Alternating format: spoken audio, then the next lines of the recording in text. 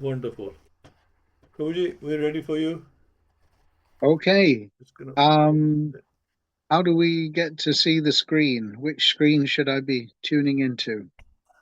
Because at the moment I'm on looking at the 10 participants, but I'm not very good on Zoom, so I'm just trying to work out which screen I should be looking at. Okay, you can't see yourself No. because I have you pinned now. Yeah, your video is on also. You should be able to see. Okay. I must admit, I'm Oh, not brilliant on Zoom. I'm just wondering how to get back there. What do I have to what do I okay. have to press? Let me see. Did that help? No. Not yet. So your video is on, your audio is on, uh, but you can maybe get out, maybe press on the participants and take that out. Maybe they can. Okay, Got I'm it? back. Yes, got it. What did you Thank do? you. I pressed close on the Okay, list of participants. that's right. That's what I'm So, saying. Yeah, get into the participant button. Wonderful. okay. Right, I'm just going to introduce you, Prabhu. So welcome everyone. So Prabhuji, I was just recapping, reviewing on the introduction Prabhu has sent me, and it's like, wow. So if I were just to bullet point these things, so inspired with Krishna consciousness, Srila Prabhupada books at age of 17. Now, as I go through, just think, did we ever, do that?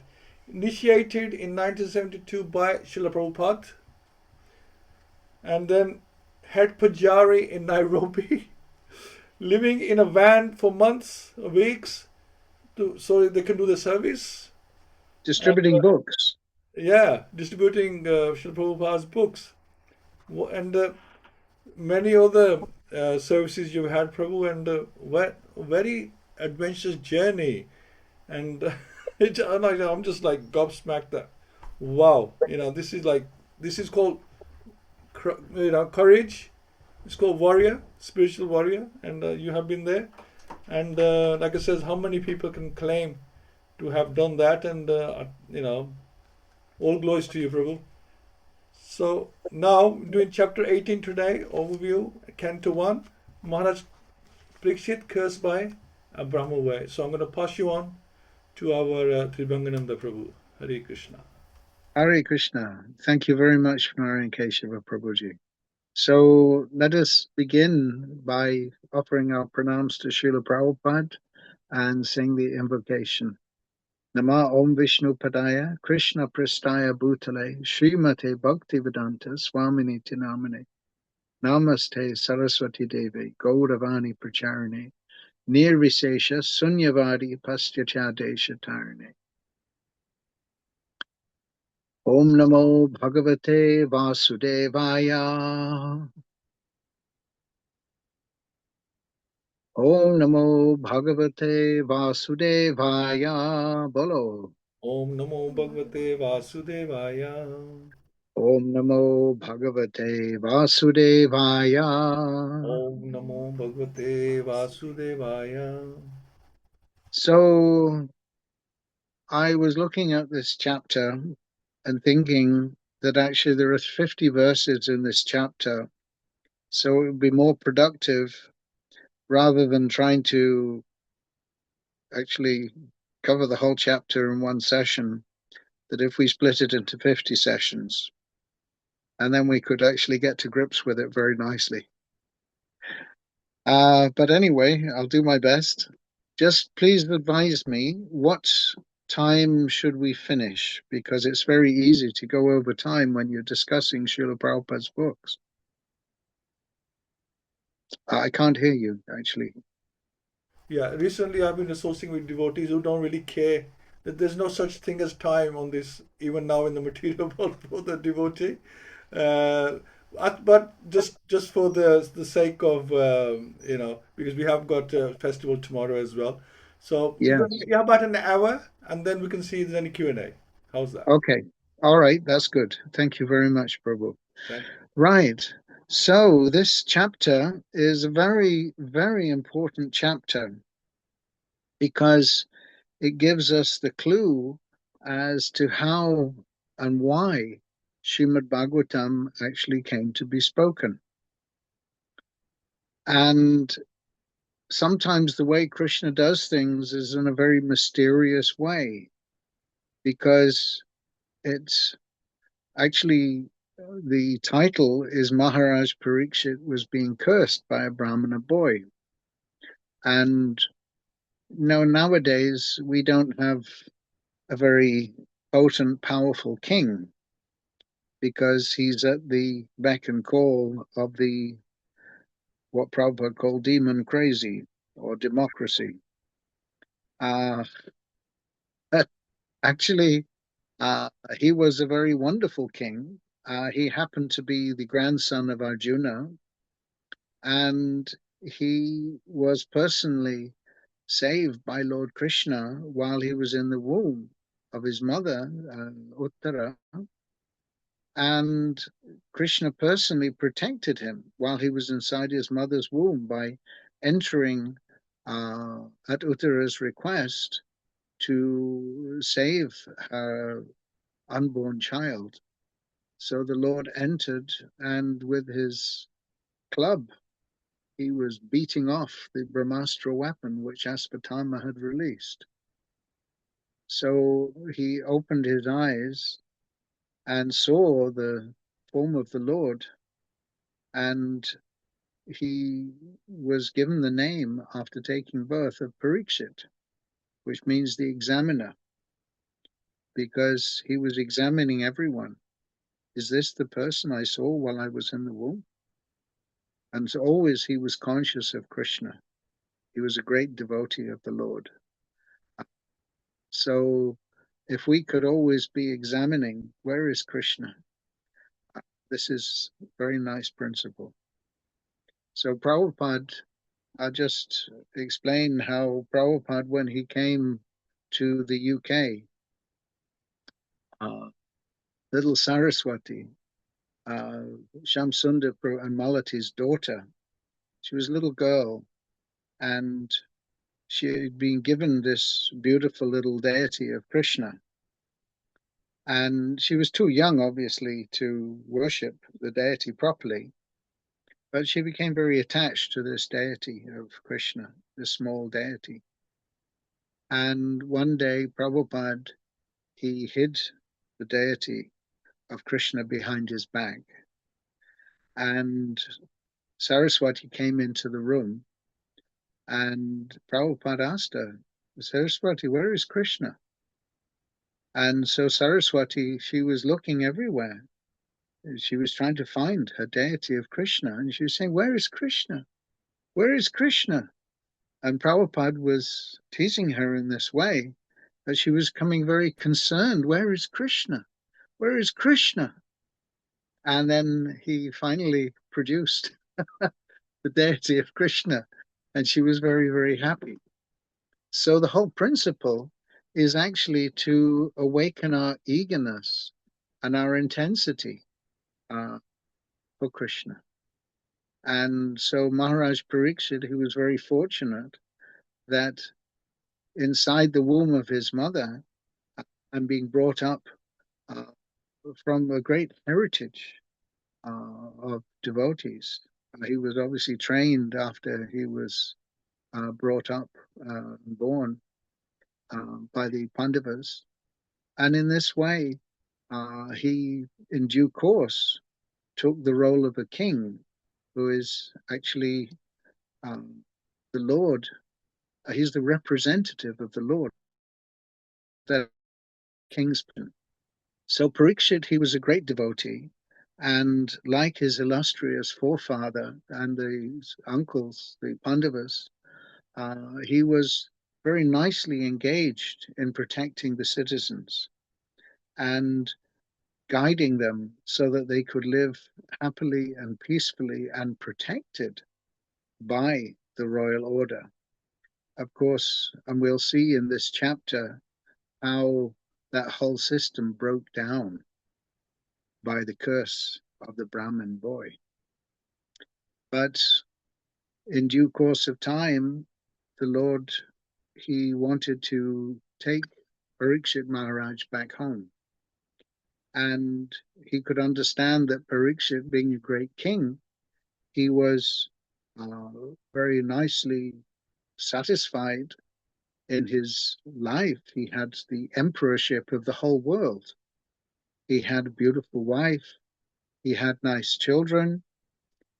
His youngest son, Janamejaya, was there. He was also trained in the Kshatriya way.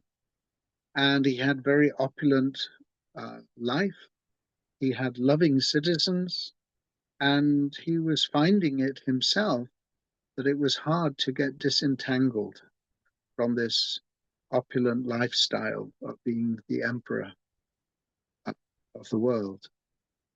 And because of that, the Lord gave him a very special blessing to help him become detached from his worldly situation. And this was engineered through the curse of the Brahmin boy.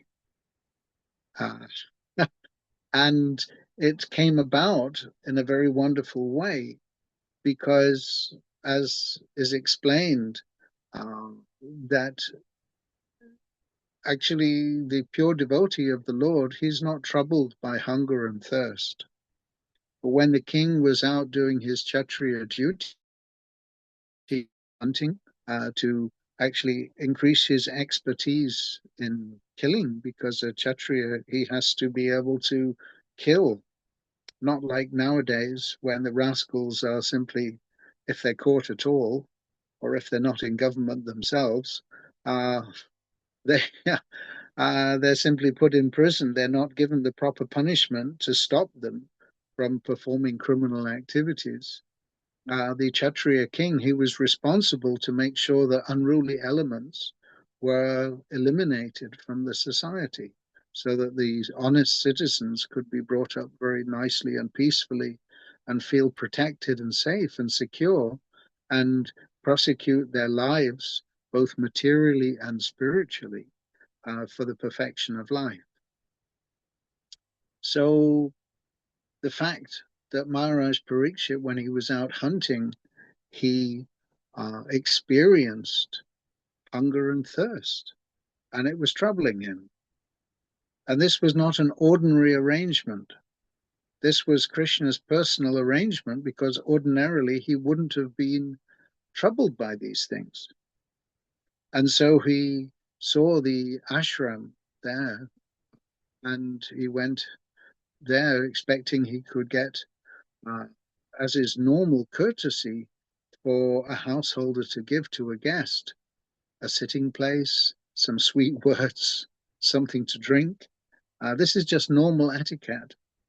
But he discovered that Samika Rishi was absorbed in trance. And although the king requested him for some sustenance, because Samika Rishi was so much absorbed in trance, he didn't know that the king had actually entered. And so the king, he became somewhat justifiably upset that he was being ignored. And he was thinking in himself, perhaps this Rishi, he was just ignoring him, thinking he was just a lower Kshatriya, because the Brahmanas are supposed to be actually the heads of society. The king is the administrative person, but the Brahmins are actually supposed to be the head of society to guide all the members very nicely. And including the king, they're meant to be able to take guidance and act accordingly by the qualified Brahmana order. So the king, being a little upset, he decided this sage, this rishi, Samika Rishi, he's ignoring me. And so out of disgust, he saw there was one dead snake lying on the floor. Because actually the deer skin was something that the rishis would wear, and the snakes wouldn't like to cross over that. And so the snake had died on the floor. And so the Lord, King Parikshit, using his bow, he picked up the dead snake and garlanded the rishi with the dead snake, as it becomes clear, as a silly tit for tat. Those are the words that Prabhupada uses. So, but outside the Rishi's ashram, there was the Rishi's son, Shringi. And Shringi, he was a very powerful Brahmin boy, but not very experienced. Actually, he was a little boy and he was playing with his friends, and he was very arrogant and proud of his being a Brahmin. And he could understand that his father had been, apparently, in his estimation, been insulted. And so he said to his friends, "Oh, just see my power. I will curse this king who is like actually a household dog. What right has he got to come in and eat on the same table as the master?" So he was thinking like this in a puffed up way. And so, showing off his Brahminical prowess with his friends, he cursed the king, King Parikshit, to be bitten and killed by the bite of a snake bird within 7 days. So Brahmin's curse is very powerful. But it's not that only Brahmanas could curse, but Brahmanas may sometimes curse someone if they're qualified. Their curses may be effective. But actually, the king, he was also very powerful because he was a great devotee. He's even more powerful, as we see from the case of Maharaj Ambarish, who was attacked by Devasa Muni. And you probably know the story of how Ambarish Maharaj, he considered himself the offender. But Devasa Muni, he was chased by the Lord Sudarshan Chakra all over the universe, because how dare he attack the Lord's devotee? So the devotee can be far more powerful than a Brahmin, because actually the culmination of Brahminical qualification is actually to become a devotee. So Parikshit Maharaj, he was cursed by this Brahmin boy, who then came inside the ashram of his father, and he saw the dead snake around his father's neck, and he became very conscious that actually he'd done something wrong. And so he started crying. You know, when kids cry, they howl. So Samika Rishi, he came out of his meditation hearing his son crying. And he asked, has somebody done something to harm you? What is the problem? And so he could understand from his son that his son had done the most terrible thing, that he cursed a faultless person who was actually the protector of the whole human society for an insignificant offense. And the result was that curse of a Brahmin's boy, it would affect the whole Brahmin community, who would fall down from their position and thus allow in the personality of Kali. The age of quarrel could begin. And he could get his foot in the door, which is what we can see has happened all over the world. Everybody is quarreling and fighting, and so many countries, they're busy killing each other. It's such an unfortunate situation. The thieves and rogues, if they're not in government positions already, they're making everybody's life hell. There's so much so-called advancement of civilization, but with every step of advancement to make people's lives easier, the problems are increasing. You've got your two-step verification on all your technological applications, and you're always worried that some scammer will find a way to hack into your system and steal all the money from your online bank account, and you're worried that your burglars will come and steal you, or that some rascal will cause so many problems. And that, as Prabhupada points out, that the thieves and rogues and plunderers are the government men. they will tax people out of existence, call it tariffs.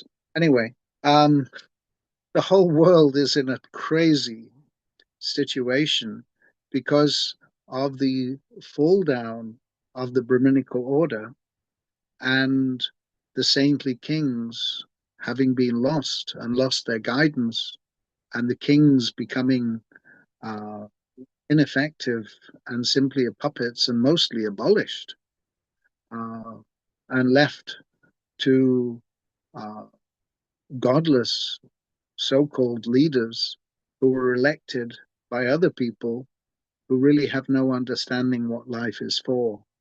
And so actually they can't blame the leaders because they elected them.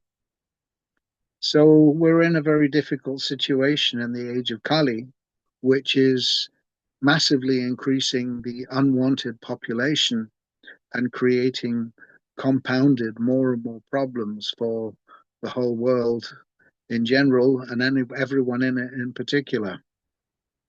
So we're in a pretty tough state. So this chapter, it begins with this very important section where the Sutta Goswami, he's trying to encourage and help the sages who are inquiring from him to become interested in the subject matter of Śrīmad-Bhāgavatam by describing that due to the mercy of the Supreme Personality of Godhead, Sri Krishna, who acts wonderfully, Maharaj Parikshit, though struck by the weapon of the son of Drona in his mother's womb, could not be burned. So he's trying to encourage the sages who are asking him to kindly discuss and become more and more interested in the topics of the Supreme Personality of Godhead. And they're describing how Sutta Goswami is describing, because if we remember how this is working, Sutta Goswami, he was there at the original meeting with Sukadeva Goswami and Parikshit Maharaj. So he had heard very nicely. And we see how Sutta Goswami, he was actually from mixed parentage. His mother was a Brahmin, and his father was not a Brahmin. And so Sutta Goswami, he was not of pure Brahminical, his father, Romahashana Sutta, he was not of pure Brahminical stock. And so being like that, he could be understood to be somewhat disqualified. But the point is made here that Sutta Goswami, although he's coming from, if you like, mixed parentage, which is another topic in itself, still he was perfectly qualified because he had actually had the association of Sukadeva Goswami and become perfectly qualified, which overcame all the disqualifications and discrepancies that might otherwise have been taken into consideration. And we see that Sutta Goswami's father, Romahashana Sutta, he had failed to stand up to receive Lord Balaram when he came to visit him. When Lord Balaram came to visit all the sages, Romahashana Sutta, Sutta Goswami's father, had failed to stand up to offer respects to Lord Balaram. And so Lord Balaram took his secret weapon, a blade of grass, and killed Romahashana Sutta. And the sages were a little concerned because they'd given him the benediction of a long life. And here he was, he'd just been killed by Lord Balaram. So Lord Balaram, he said, all right, no problem. I will happily bring him back to life if that's what you want. Please tell me how I can atone for this sinful activity. Of course, there's no question of Lord Balaram performing any sinful activity because he's the Supreme Personality of Godhead. He's not touched by any activity, and everything he does is all good for everyone. So it was decided that the benediction of long life would be transferred to Sutta Goswami. his son. And that because he was able to personally hear from Sukadeva Goswami and get his association, he became fully realized in the transcendental science of Śrīmad-Bhāgavatam. And so the sages at Naimisharanya, they were actually very, very keen to hear from Suta Goswami, to try to understand, because they could appreciate that actually someone who is qualified to hear from that person, we should try to get their association. And then we can also make progress. Because the whole principle is that they are very eager to hear from Suta Goswami, because if we hear about Krishna and we hear about the qualities and characteristics and pastimes of the Lord from the right person, then what is the result? Krishna has explained this in Bhagavad-Gita, that one who, what is that? One who knows in truth the transcendental nature of my appearance and activities never takes birth again. Otherwise, everyone is forced to take birth again and again and again in this material world because of our entanglement in the material world. And I'm going to make this very interesting point, where I find it very interesting that people find so much time to read and study social media, or what I call anti-social media, and become entangled in the worldly mechanisms of this material world. But people very often don't find the time to read and study these transcendental literatures so they can become released from the entanglement of this world and liberated from material illusions and realize their eternal relationship with Krishna for going back home, back to Krishna, and reviving our eternal loving relationship with Krishna. So anyway, I wanted to make that point. So in text 4, it said that they were, Suta Goswami was so purified because those who've dedicated their lives to the transcendental topics of the personality of Godhead, of whom the Vedic hymns sing, and who are constantly engaged in remembering the lotus feet of the Lord, do not run the risk of having misconceptions, even at the last moment of their lives. Because if we're still under the illusion and misconception that we have some way of enjoying this material world, then we have to take another birth, even if we still have a pinch of material desire.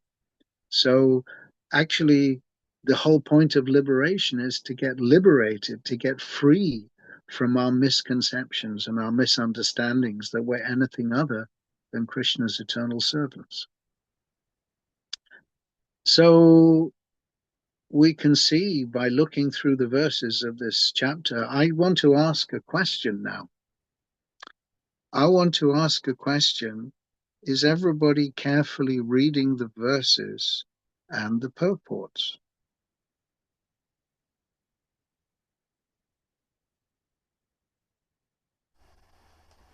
I'd love to hear some comments.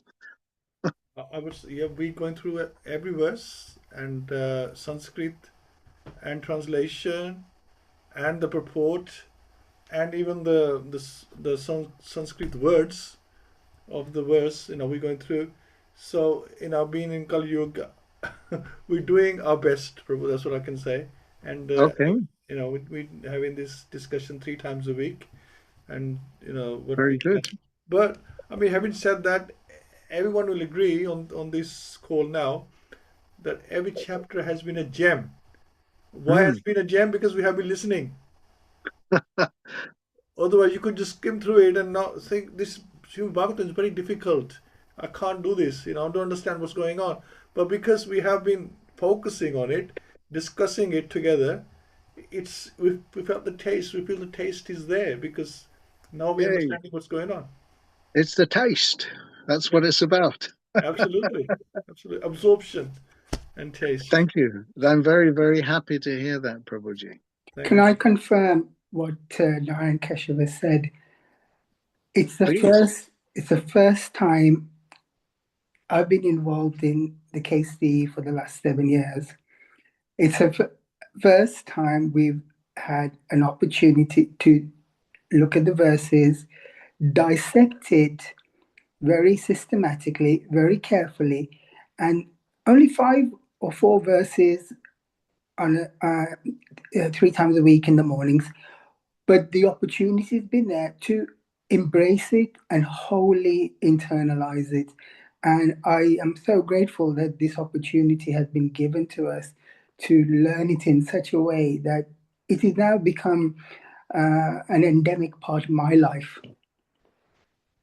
Excellent. Thank you very much, Kieran. I really appreciate that.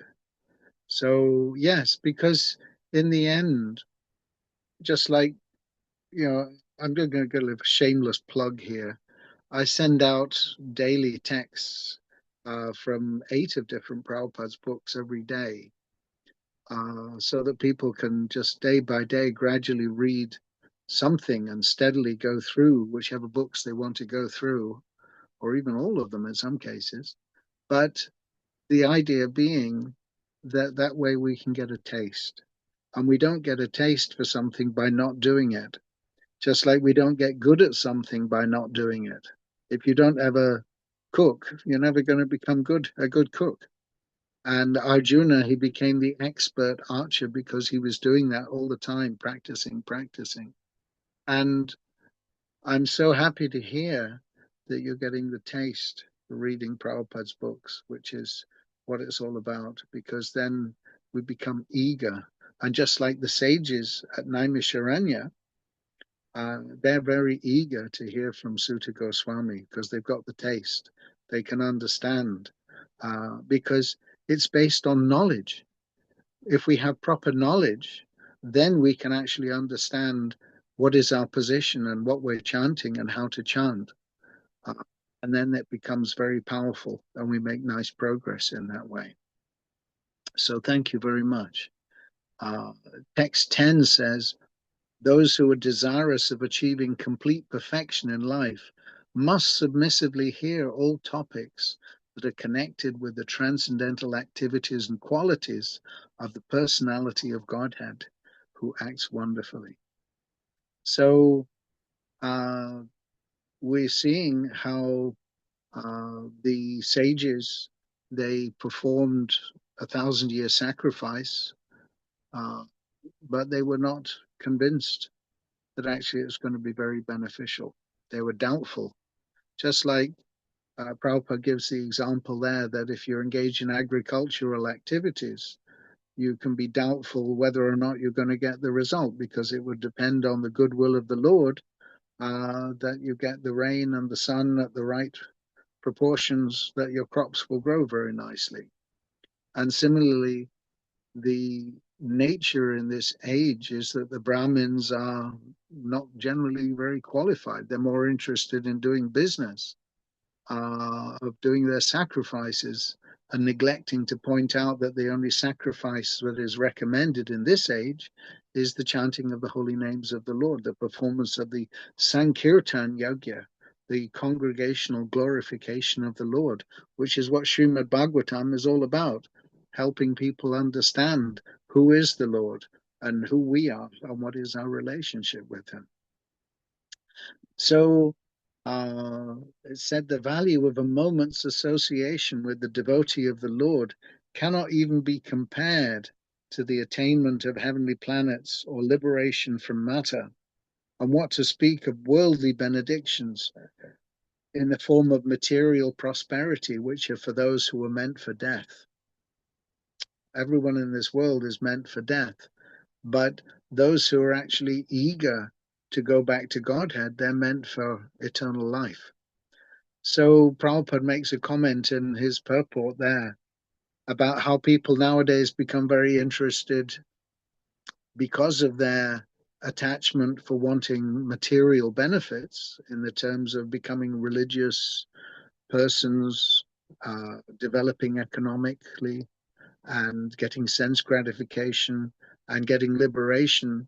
So this is their motive for studying Śrīmad-Bhāgavatam.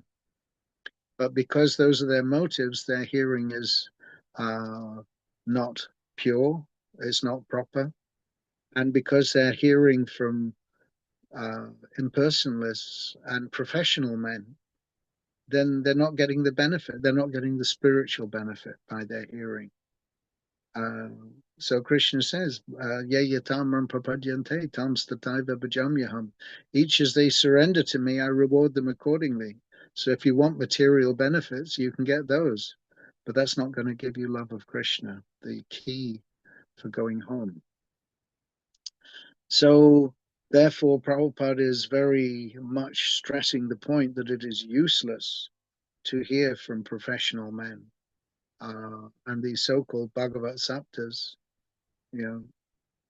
one has to be able to speak like Sukadeva Goswami or Sutta Goswami, someone who's realized the real goal of life. And one has to be able to hear like Maharaj Pariksit, who realizes he's only got 7 days. And now's my lucky chance to actually get really connected to Krishna. And then the result in 7 days can actually be very potent and effective. But hopefully we have a little bit more than 7 days. We've got a few minutes at least. And we can take advantage of this nice opportunity to appreciate Krishna's pastimes and what he's actually trying to give us. He's trying to give us back our lives. So many points are made in this chapter.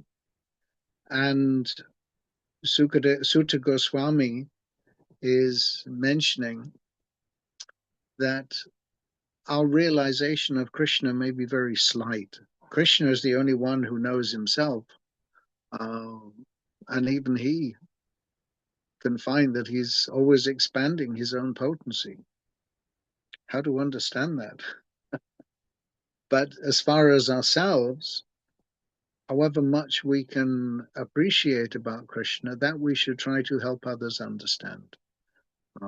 Just like he gives the example that the birds, they fly in the sky to different degrees according to their capacity. And similarly, the devotees, according to their realization, they try to share and help others understand according to their own realization level. So anyways, the whole idea is that the age of quarrel becomes very much developed now that Pariksit Maharaj has been cursed. And the whole fascinating scene of how Krishna arranged it so that it was done by a boy, a young boy. And so children, they can be easily forgiven for doing something nonsense. But the whole idea is that Samika Rishi, he took responsibility that the reaction for that curse was passed on to the Brahmin community. But the boy himself, Samika Rishi, prayed to the Supreme Lord because he could understand it was a greatly sinful thing that he did by cursing the king. And so he prayed to the Lord. The only person who can possibly help relieve him of his reaction is the Lord himself, because nobody else can counteract that. This is such a great sinful activity. And so, being a boy, he could be easily forgiven. And Prabhupada also makes it very clear in the purport that this whole arrangement was because Krishna wanted it to happen, because the Kali Yuga has to progress, the world has to churn and become a more and more unpleasant place so that people turn to the Lord for shelter, because nobody else is going to give them shelter. No politician, no so-called leader, no one can give people shelter in this age except the Lord's devotee. And if we take shelter of his guidance and instruction, then actually we are protected by the Lord, and we're protected by that devotee. And protected means that in spite of whatever difficulties are inevitably going to come in this world, you can't stop the difficulties coming, because it's Dukkale Amashashvatam. It's a temporary place full of miseries. That's where we've come. So somebody was asking me today, how is it that Krishna, he's promising to protect his devotees? But the first thing we have to understand is who is the devotee and what is the difference between the person and their temporary bodies. Because the temporary body that's been born is doomed.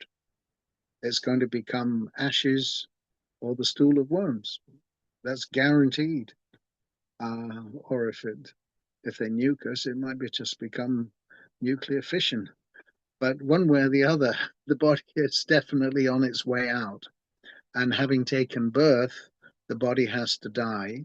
And because we are due to take so many sinful reactions to our previous activities, albeit by taking up the path of devotional service, and as we become less and less interested in material activities by increasing our taste for spiritual activities, then the circling fan gradually slows down and the reactions become less and less.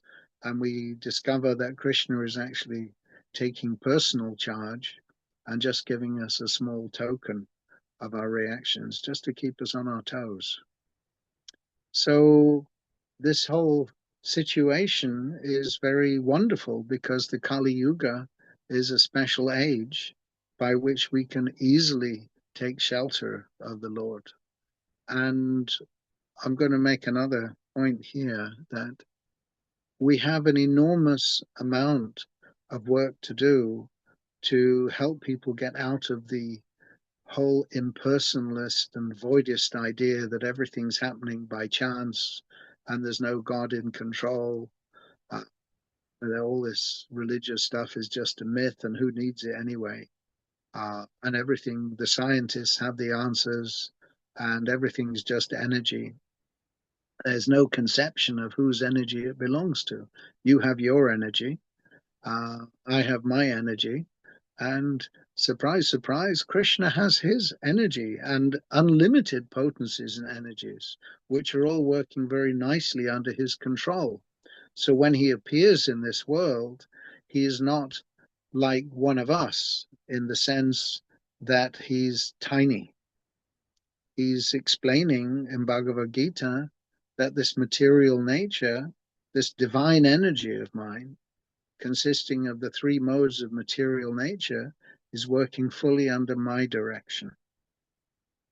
So we need to understand, although he is one of us, because he's an eternal, blissful, living being, which is why because we're parts and parcels of Krishna, are eternal, natural living beings, like father, like son. But actually, he is the boss, and we are his eternal servants. So this is the principle that there is so much work to do, and which is why so many people who have come from the land of India come to the West, because it's a big job, and you've got to do it. You've all come here to do that job, believe it or not. Hey, surprise, surprise. This is the role. Prabhupada, he was one person come from this land of Krishna. And by his influence, everything has taken place. And the whole principle of Parikshit Maharaj, he acted in such a way that even though Kali had come into his kingdom, he gave Kali a place to live. But at the same time, he made sure that he couldn't get a foothold and cause trouble for the citizens. So this is also our business, is to help people get free from the influence of Kali by propagating Sanatan Dharma, actual Sanatan Dharma, not Hindu Dharma, because that is something very temporary. But Sanatan Dharma is the eternal occupation of loving service to Krishna. And as Lord Chaitanya has given that responsibility, Prabhupada points out so many places, that is given to people from the land of India. And as such, the opportunity is there now to get that mercy. Lord Chaitanya Prabhupada, what did he do? Wherever he went, he spoke to people about Krishna, and he explained the science and the philosophy of Krishna. And so, although in India people were thinking, yes, we are knowing these things, don't bother us. Prabhupada came to the West, and it became very clear that very quickly so many people started coming, and this movement has been growing ever since by Prabhupada's one person's influence, and then other people take it up, and other people take it up from hearing from them and associating with them. And in this way, Krishna consciousness is growing. Nice example is at one point, Shamsundar Prabhu carved Jagannath deities, which are now in the London temple. And for many years, we had Jagannath Rath Yatra in London. But guess what? In the UK this summer, there are now about 36 Rath Yatra festivals going on throughout the UK. So whether we realize how it's growing or not, like we don't even realize how our bodies are growing and they're changing at every moment. Lord Chaitanya's plan is unfolding very steadily. And as Prabhupada pointed out, that just as Lord Krishna has glanced over the material energy and set it all in motion, so it's all working very nicely. It even appears to be working automatically. The material world is just turning and turning and turning. Who can understand who the Supreme Controller is and how he's doing all these things? But the point is that by Krishna glancing over the material nature, he set it all in motion, so it comes to the natural revolution and evolution and devolution and ultimate dissolution. And in the same way, Lord Chaitanya, who is Krishna himself, has started the Sankirtan movement. And as Prabhupada pointed out, in due course, because the Lord has started this, it will now in due course do exactly what Lord Chaitanya has predicted and spread all over the whole planet, every town and village. It's happening before our eyes, whether we can recognize it or not. And as Prabhupada pointed out, in due course, it will not only spread all over the planet, but it will also spread all over the universe. And we may or may not be able to see how this is all amazingly taking place. Maharaj Parikshit couldn't see what exactly the Lord's plan was, but he appreciated he had the opportunity to get out of his entanglement of family life and royal life and get, just like you go to the bathroom and pass stool, you don't have to stand there and wave it goodbye. You let go of it. And similarly, Parikshit Maharaj, he was able to become disentangled from all his worldly attachments. And within 7 days, amazingly, he was able to immediately meet up with all the sages on the bank of the Jamuna. And who should come on the scene, who also had a pre-birth experience of Krishna, Sukadeva Goswami, because he'd actually heard the Bhagavatam while he was in the womb of his mother. And so he stayed there for 16 years. And when he came out, we've got to go and find someone to explain this to. So, and they met by the divine arrangement. So we may not see how the divine arrangement is taking place, but actually it's taking place.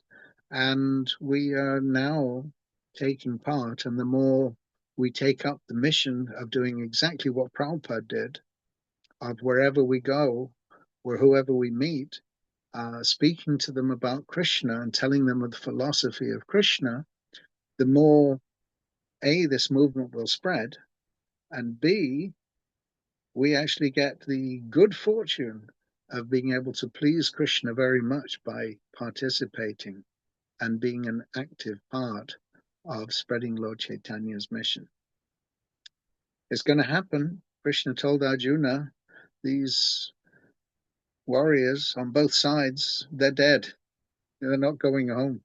Only feet first. I've already killed them. But you, Arjuna, can be but an instrument in the fight.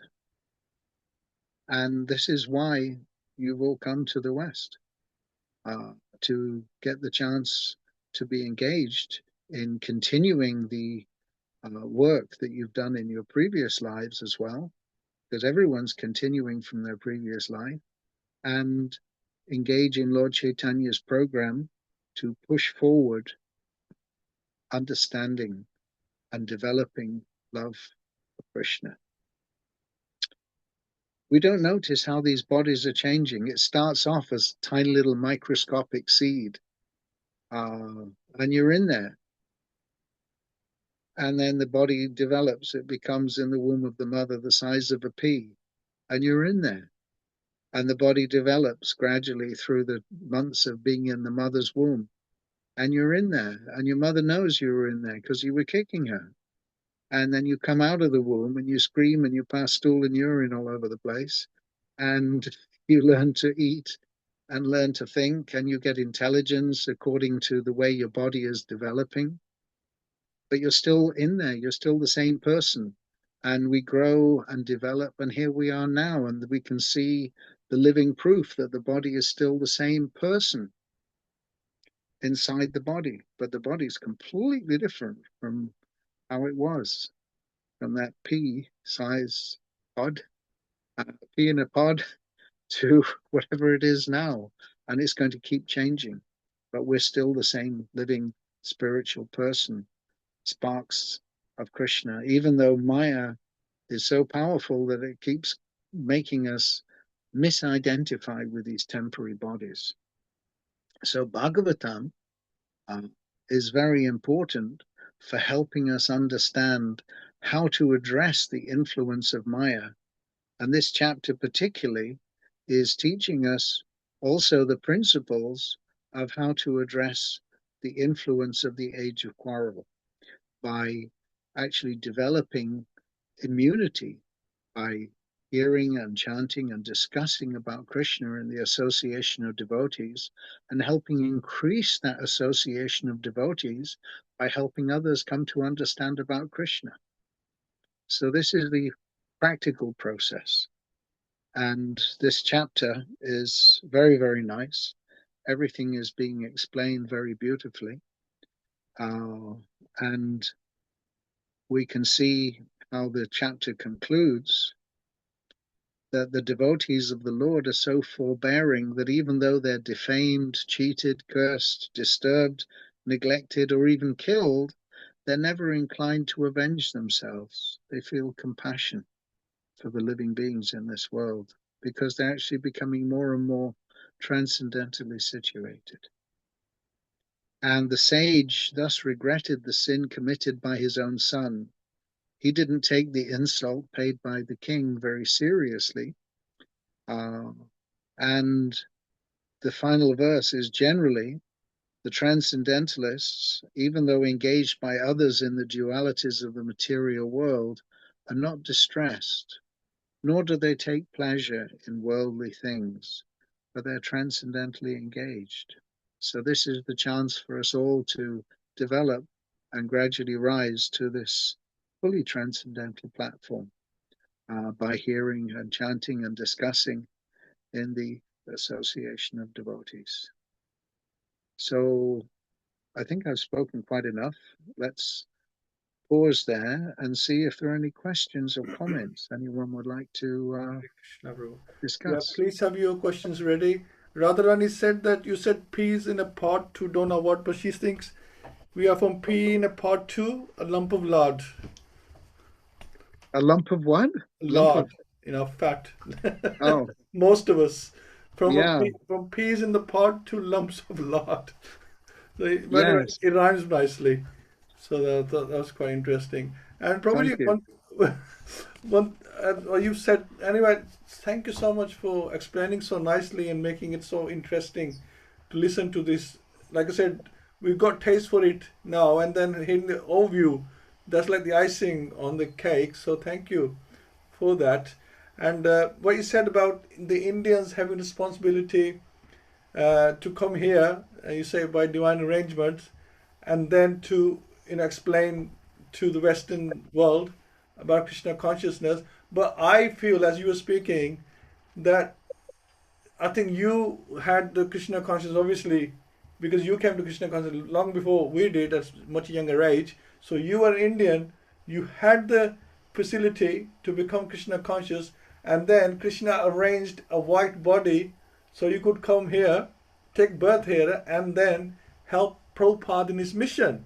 You're like the eternal associates of Srila Prabhupada, that you were here when he came, you were ready to help him. So it's Krishna works in so many mysterious ways. So not necessarily you have to be Indian body. I think Krishna will arrange whether Indian body or a Chinese body or a Western body. He will arrange it, right? He will arrange when his representative comes, they'll be ready to help him in his mission. Can I comment on this, please, Please, Prabhu? yes, please. Actually, every one of us has had previous experience, or maybe not, but the real fact is that by the influence of Srila Prabhupada, we've all become changed. And this very nice example is given. Have you ever heard of the Vienna School of Music? Oh yeah. So in the Vienna School of Music, there's a very high class, first class school for learning music. And people go there, for example, to learn to play the piano. So if somebody goes to the School of Music in Vienna and asks, I would like to learn how to play the piano properly, they ask you the first question. The first question is, do you know how to play the piano? And if you say no, the fee is, say, $500. But if you say, yes, I know how to play the piano, then the fee is $1,000, because it's so damned hard to get you to unlearn all the nonsense ideas that you've got. It's really hard work. So Prabhupada, he found it very difficult preaching in India. People weren't ready to take it up and take it seriously. But when he came to the West, he found a very fertile ground, because people were already disturbed by material existence and they knew nothing about Krishna consciousness. And so it was very easy for people to actually take it up.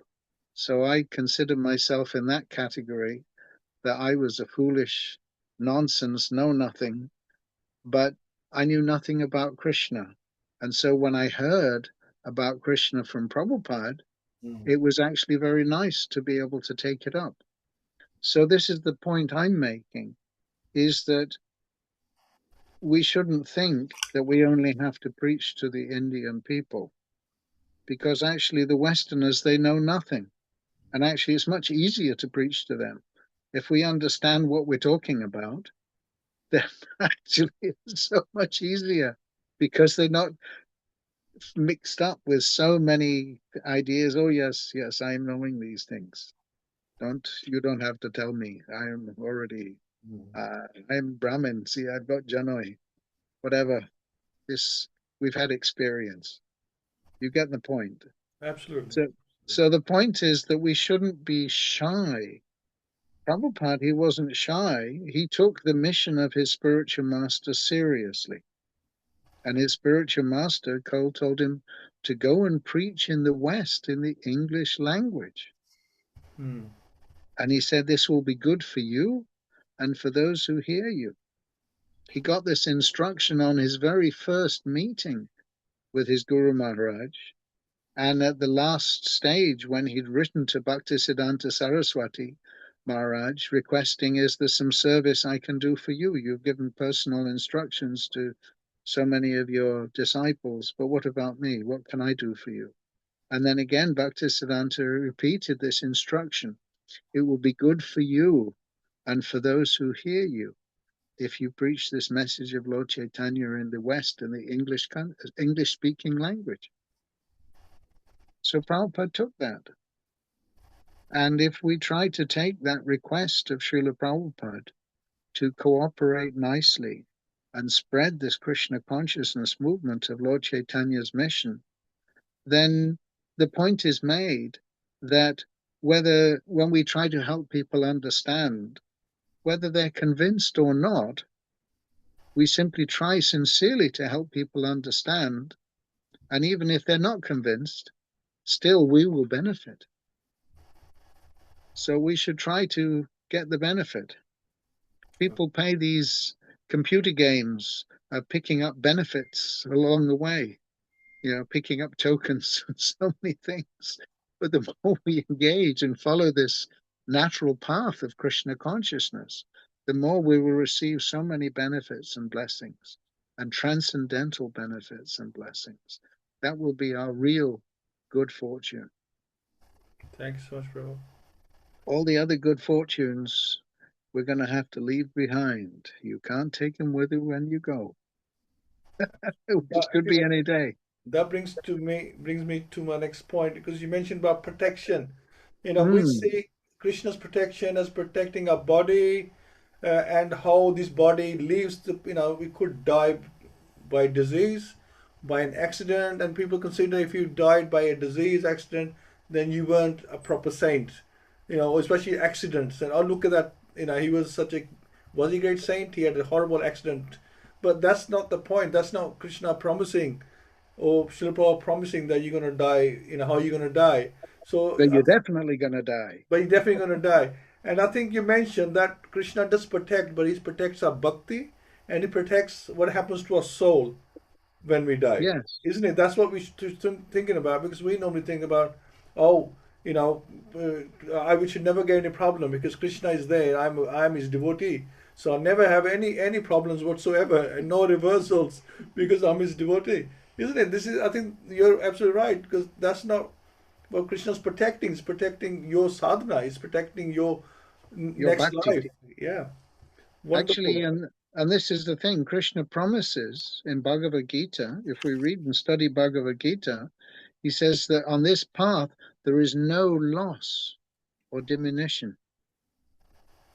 So your bhakti, and of course Krishna takes care of even the non-devotees.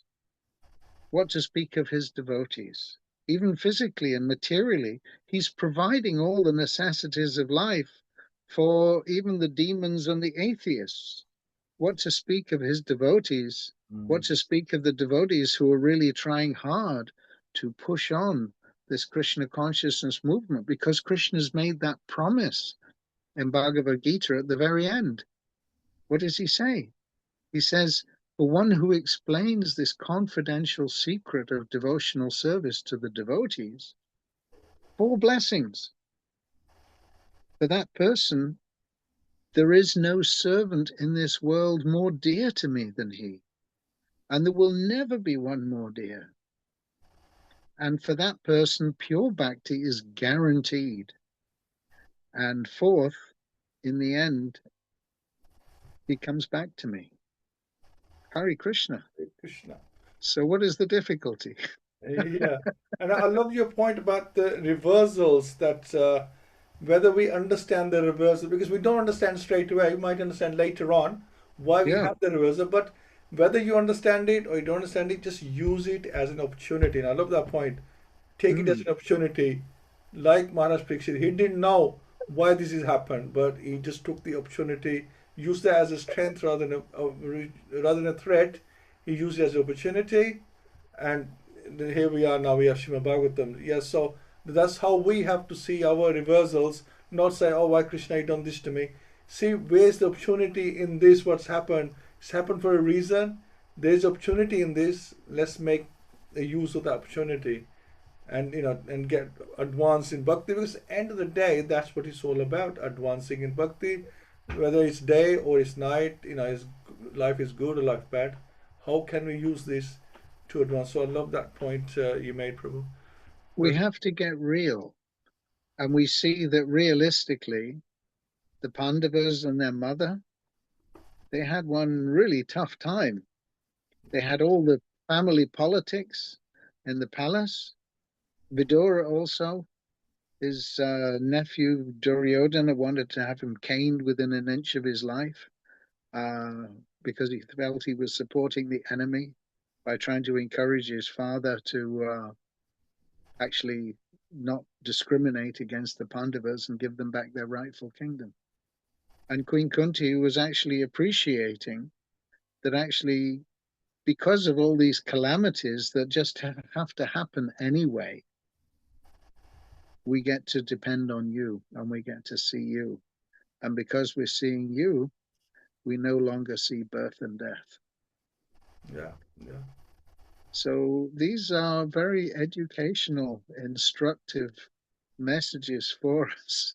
They're Krishna's messages. Bhagavatam, they're Krishna's messages. This Bhagavatam is Krishna himself speaking to us, trying to get the message through. Absolutely. Thank you so much, Prabhu. So what I'm going to do, I'm going to ask, if you have any questions, please fire away and take the opportunity now.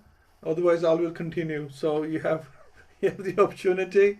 Please ask any questions that you have, or want to make any statements. Fine as well. Hare Krishna, Kiran Prabhu. Hare Krishna. Haribol Kiran. Hare Krishna. Hare Krishna. Absolutely divine narrative. So lovely that you were able to encapsulate the whole of that chapter. And it's just nicely beaded and garlanded together. And for me, there's so many points in there. And it's a journey for all of us, and each one of us is on a different journey. And for a long time, for someone who was born in Kenya, in Nairobi, being amongst Africans and then coming to the UK amongst white people and Europeans with all their negative attitudes towards people of Black and minority ethnic communities. And then seeing that, we're not here just by chance. There is a defined order to this. There is a structure that at first it takes a while. It's taken me decades to calculate why, what for, who am I, why am I here? And it's now that the rupees has just dropped. We're here because this is the divine will that he brought us together on this Sangha, together with the association of like-minded people. And it is to spread that Sankirtan movement, the message of Chaitanya Mahaprabhu. And, I'm just so grateful. I mean, it's not a question. It's just, I'm just making a comment and a statement to say that through his divine grace that we have people like you who come and help us develop our learning on this journey towards divinity. Hare Krishna. Hare Krishna. Thank you, Prabhu.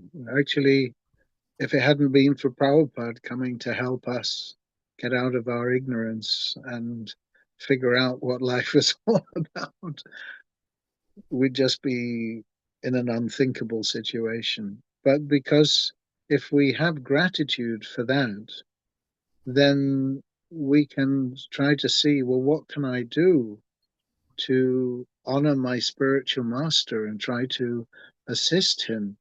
And naturally, if we've understood these things, then we want to try to share them with others and help others come to understand.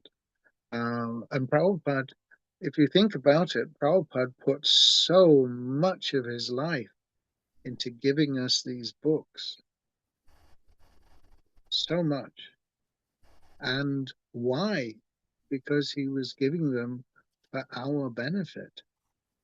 Not simply to distribute, which we must, but we must also read them carefully and try to understand and take on board what he's trying to give us.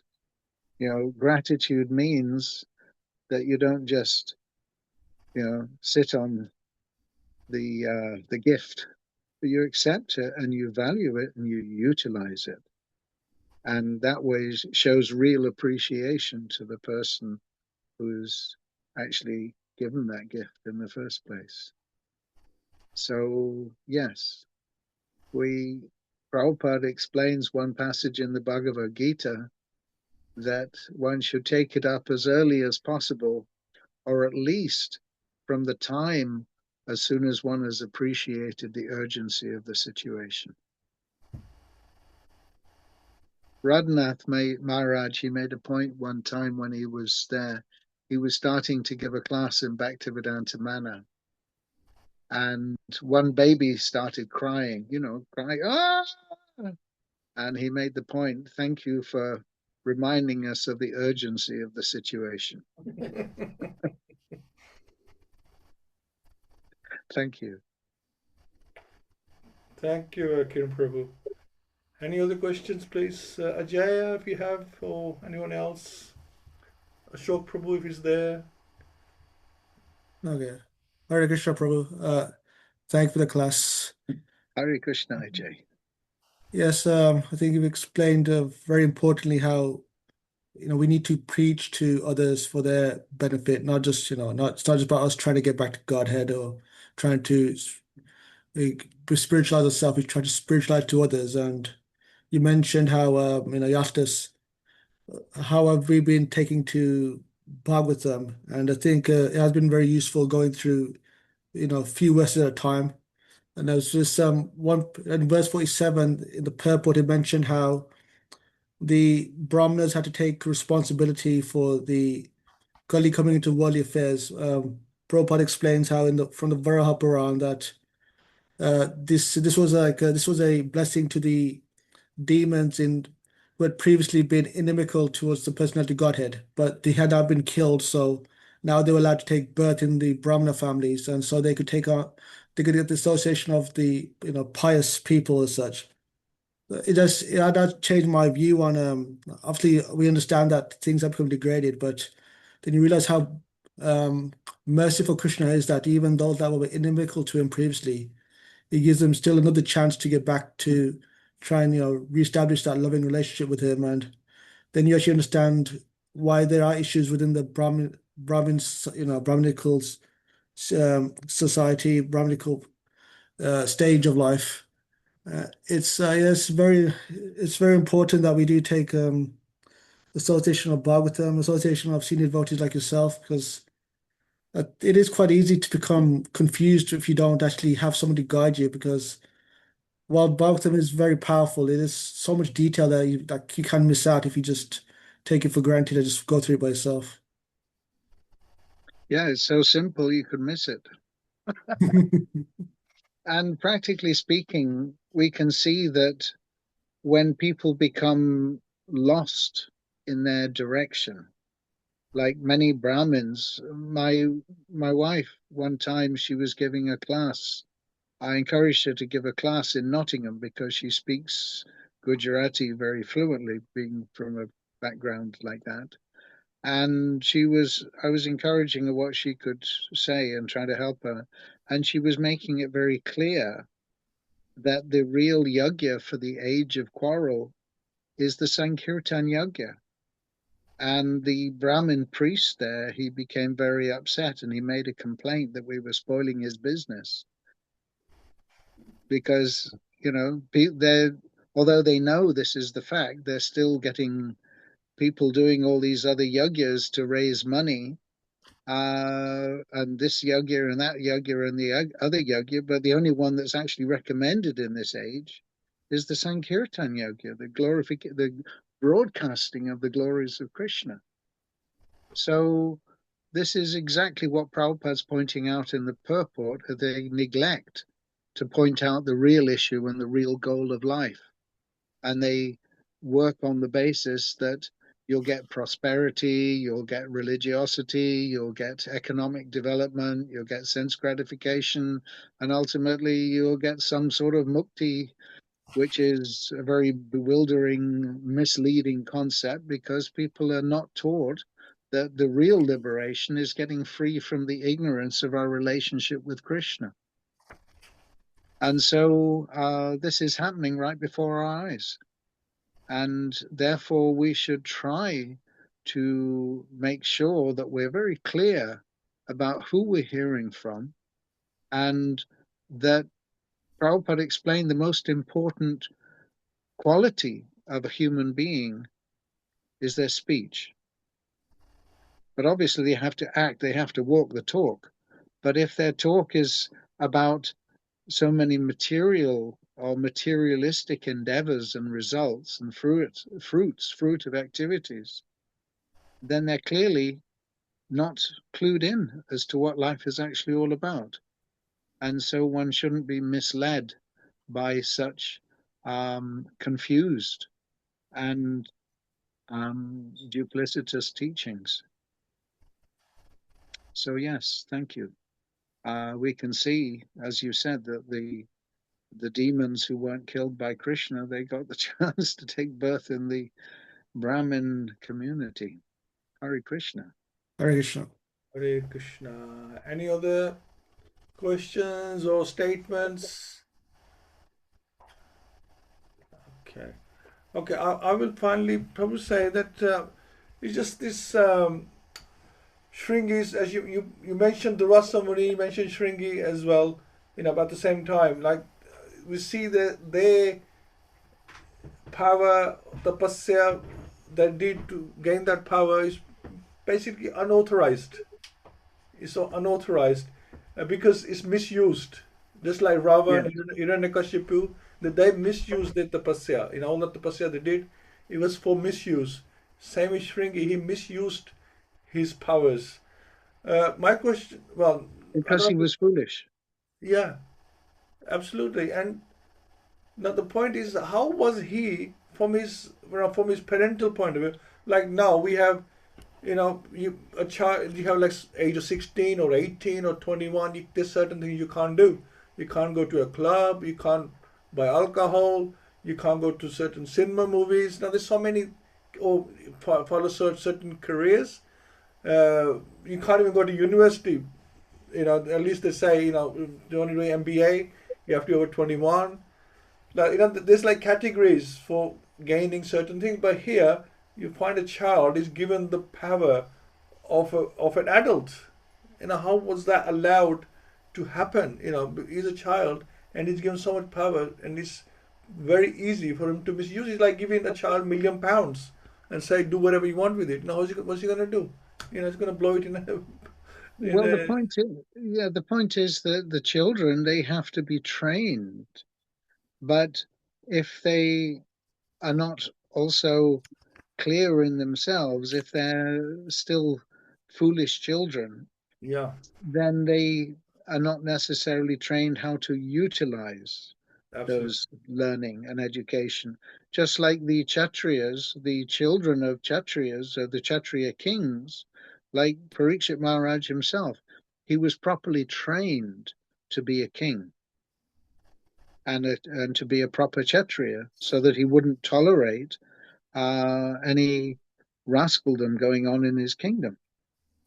And the Brahmins, they're also meant to be trained to, as Samika Rishi points out, because actually the royal order, they're meant to be protected by the Brahmins by being given good guidance and advice and instruction, not cursed for some silly, not really serious offense at all.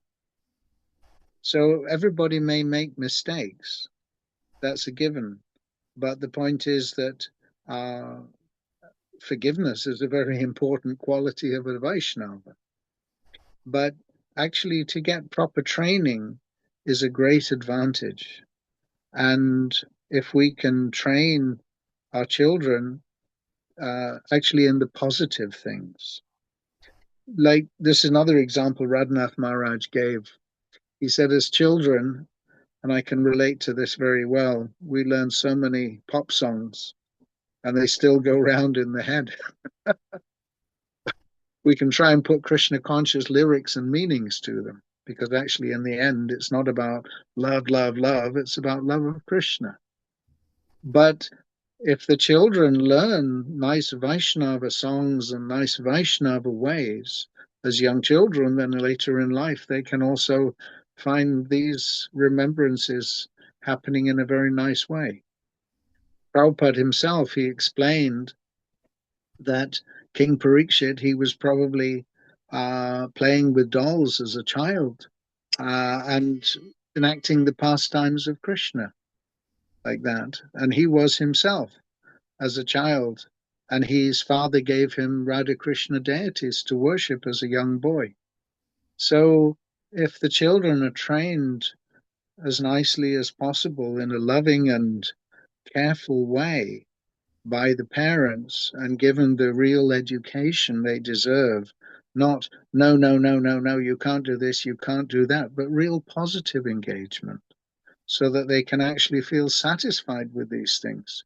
I know some very nice families, one family in Swindon where they have two very nice, talented young girls, and they're always playing and drawing about Krishna and learning verses and singing songs about Krishna and even using modern technology to do videos about Krishna and Krishna conscious things. And it's so enlivening to see that they're just so happily absorbed in a nice devotional way, and that they're not becoming crazy about, I've got to have the latest jeans and tech and shoes and all the rest of it.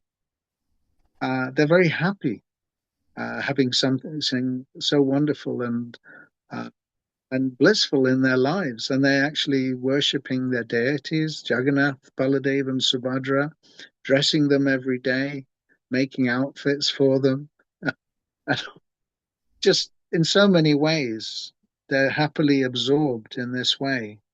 And if we can try to give our children or our grandchildren or whatever levels of progeny and development there may be, just try to help them become interested in Krishna, then that will be something wonderful that we can, and actually we have a duty to try to give our children so that they'll be very happily sane, balanced kids instead of something else.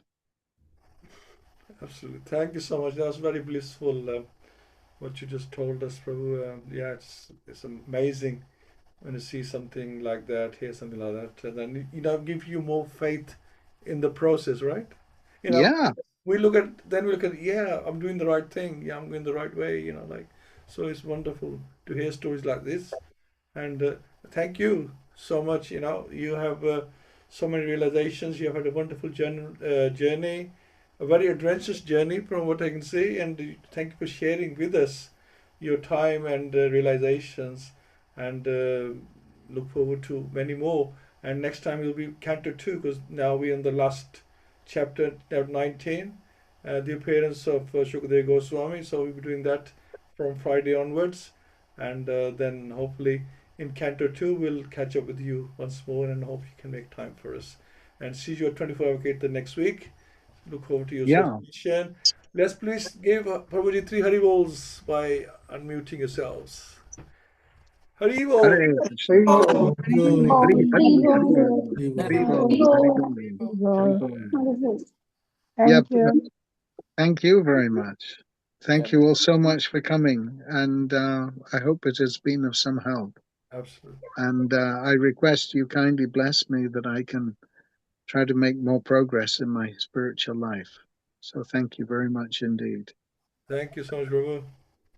Hare Krishna. Hare Krishna. Hari Hari Bol. See you soon. And thank you, everyone. Catch up on Friday. Hari Bol. Thank you, Hare everyone. Krishna. Haribol.